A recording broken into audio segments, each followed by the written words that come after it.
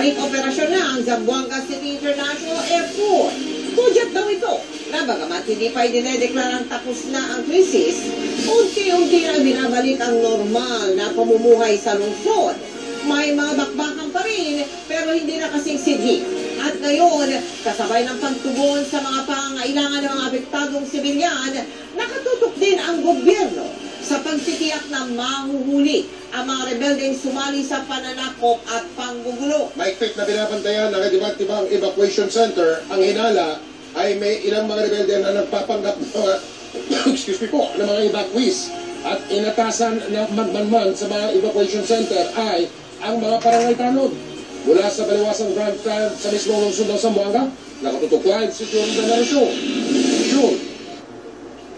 Melbite, may mga natatanggap na report ang task force sa Zamboanga na may balak daw itong mga mapatakas na miyembro ng rebelding grupo ng Moro National Liberation Front na makihalo sa mga evacuation center para na rin makaiwas sa mga tumutugis na tropa ng gobyerno sa kanila.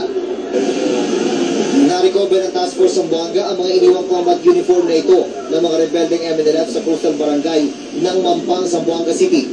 Isa lang daw ang ibig sabihin nito, nagubad ng uniforme ang mga rebelde at nagpalit ng damit pang sibilyan para matakasan ng mga pulis at sundalo.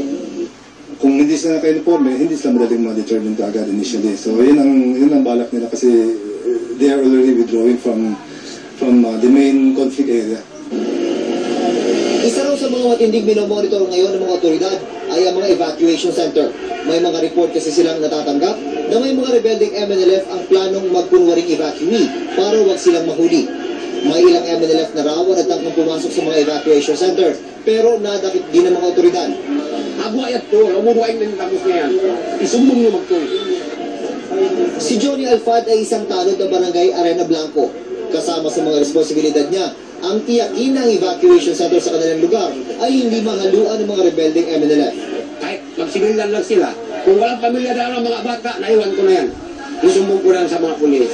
Pero sa ngayon, ang problema talaga ng mga residika sa evacuation center na ito sa barangay Arena Blanco ay ang kawalan daw ng relief goods. Ipinakita sa amin ng ilang nakilala ng evacuee ang kanilang kinakain. Hindi bigas, kundi kinutkod na kamoting kahoy. Bata o matanda itong pagkain namin. Yung ano siya sir, yung kamoting kahoy, tapos inigigis-gis namin para itong siyang lang namin pagkain namin. Wala sir. Ano lang sir, yung asin, tauyot, biglagyan ng bitchen, yung sausaw-sausaw sa mga bata. Sa mga ganitong pagkakataon, mas lalong kawawa ang mga sanggol at bata. Tatlong gabi na kami rito, walang support sa amin. Walang kahit ano sir, wala na. Maghingi na lang ito o sa kay Baning pag meron. Nawala na sir, tubig na lang, pati suka, pagdede na lang.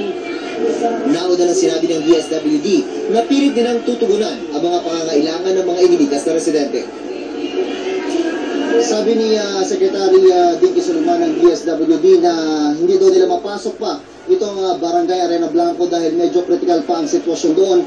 Pero bukas daw ay susubukan na lang makapag-distribute ng mga relief goods sa barangay na yun. Mike? June, ilang pamilya o ilang tao nandun sa barangay na yon? Hindi pa naabot ng mga relief goods, June.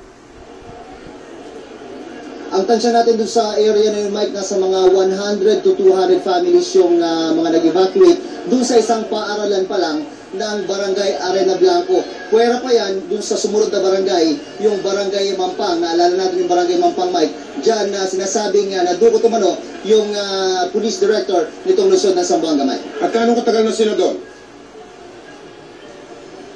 Yung mga evacuees na yon na Mike ay napunta doon sa center na yon simula nung nagkaroon ng assault.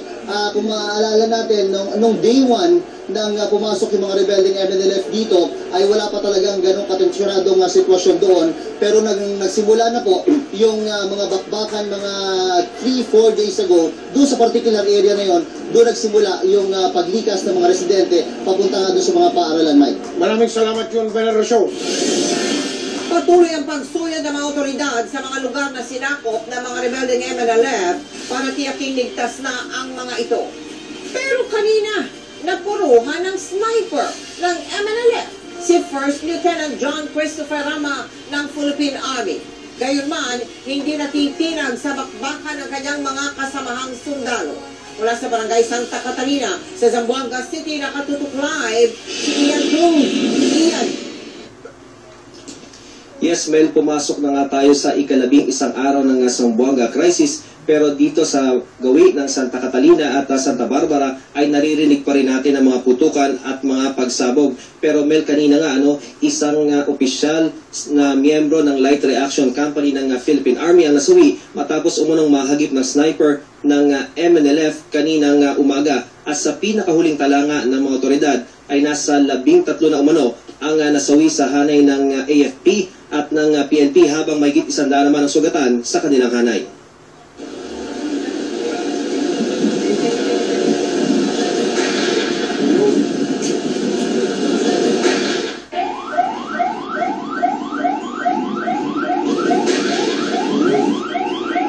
Umaga pa lang, hilig na ang alingaw ng mga putukan ng matataas na kalibre ng baril sa may bahagi ng Barangay Santa Catalina at Barangay Santa Barbara. Dito sa mga lugar na ito, nakatutok ang military operation mula noong nakarang Lunes, September 9, nang sumalakay sa Zamboanga City ang grupo ng MNLF Miswari Faction sa ilalim ni Ustad Xavier Malik.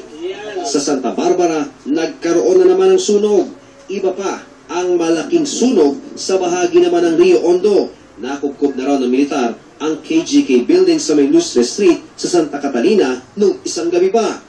Pero di paligtas pumasok dahil sa mayat mayang may bumabaril pa at pagsabog malapit sa lugar. Ibig sabihin, hindi pa tapos ang clearing operations sa militar, kaya hindi pa may deklarang cleared na talaga sa mga rebelde ang iba pang gusali. Pero ang KGK building napasok na at cleared na ng militar. Sa KGK building sinasabi nagkuta si Malik at mga armadong kasamahan nito itong mga nakalipas na araw. Pinasok na ang Lustre Street ng Light Reaction Company ng Philippine Army para sa clearing operations. Pero kaninang umaga, sa gitna ng clearing operations, tinamaan ng sniper si First Lieutenant John Christopher Rama.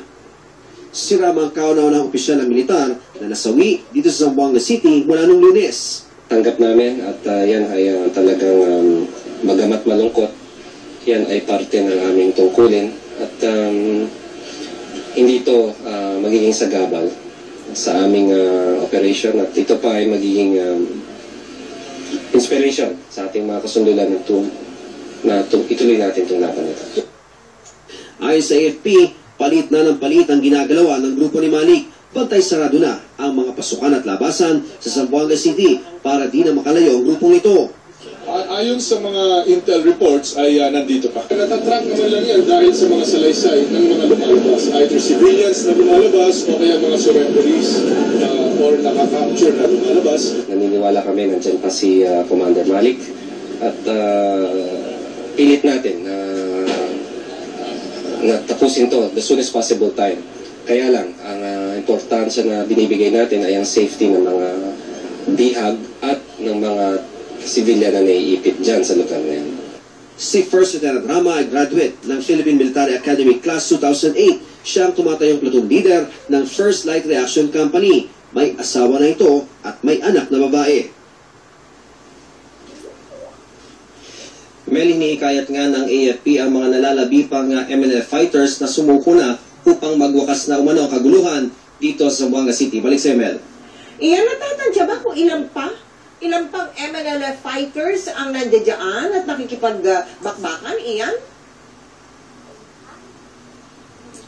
Mel, alam mo, sa huling pakikipag-usap natin kay Lieutenant Colonel Demi Zagala ng AFP ay binabanggit niya sa atin, Mel, na yung mismong core group na kasama ni Malik ay nasa 30 hanggang 40 na lamang na MNLF fighters yung kasama niya. Samantala, Mel, ang binabanggit nga ay 6 na mga MNLF members ang napatay, 72 ang naaresto at 39 ang sumuko. Ang pinakahuli nga niyan, Mel, ay yung 15 MNLF members na sumuko kaninang umaga. Itong mga MNLF members na ito ay mula daw sa paksyon naman ng Basilan, Mel. At kung 30 hanggang 40 ang MNLF rebels, Iyan, ilan naman ang nasa militar natin kasama na ang PNP, Iyan? Mel, operational matters na yan, kaya hindi natin mababanggit sa area, pero masasabi ko sa iyo, Mel, at matitiyak ko na sufficient yung tropa ng militar at mga pulis, nakapalibot sila sa mga interest area ng militar sa iba't ibang mga lugar dito. At Mel, binabanggit nga nila sa atin na doon sa malaking area na sakop dati, sa particular yung 5 barangay, sinasabi ng militar, Mel, na nasa 30% na lamang yung ginagalawan nitong paksyon ng MNLF sa pangunguna nga nitong si Malik. Pero Mel, yung 30% na ginagalawan nila na yan ay hindi confined sa isang area. Mel, natanong mo rin kung bakit 30 na lang hanggang 4 na po ay bakit hindi sila kagad ma-arrest. So, ang mangyari kasi, Mel, itong pinuntahan kasi nila na to, yung terrain na ito ay maraming mga bahay, particularly may mga konkretong bahay dito, kaya naman kayang-kaya nila magpalipat-lipat, lalo na kung gabi, ay madaling silang gumapang patungo dun sa iba't ibang mga lugar. Kaya yan yung nagiging hirap ng tropa ng militar, kaya hindi kagad sila makupkop. At syempre, Mel, meron ding training yung grupo ni Malik na yan, kaya may kahusayan din sila sa pagpapalipat-lipat, Mel. Pero iyan, alam mo, maandal lang to sa utak ko Gusto ko lang itanong sa iyo, o ihanap mo na sagot ito. Saan kumukuha ng armas yung mga yan? Na ilang araw na, wari hindi nauubusan iyan. Saan nanggagaling yun? Meron bang nagsusupply sa kanila habang yung bakbakan ay nangyayari? Paano? Meron bang paliwanag diyan sa kung saan nanggagaling yung kanilang mga ammunitions iyan? Mel, ang binabanggit ng militar, maaring nung sila ay nagpunta rito, nag-beach landing sila dun sa mga coastal area, ay may dala na umanong mga armas at bala yung grupo ni Malik. Pero Mel, may intelligence report din na nakuha ang militar na bago pa sila magpunta rito ay meron na silang mga nakaimbak na mga bala at baril doon sa ilang bahay dyan sa Barangay Santa Catalina o maaring sa Barangay Santa Barbara. Maaring, Mel, na meron daw sila mga sympathizer doon at doon sila naghabili ng kanilang mga gamit, kaya naman hindi kagad sila naubusan. At Mel, sa ngayon kasi ang ginagawang estratehiya ng MNLF, paminsan-minsan na lamang sila pumuputok, kumbaga tinitipid nila yung kanilang bala, at kapag sure shot na sila, yun na lamang, Mel, doon sila pumuputok. Kaya medyo sa pananaw natin ngayon, konti na rin yung kanilang bala, kaya tinitipid na nila ito sa ngayon, Mel. Maraming salamat sa iyo, Ian Cruz.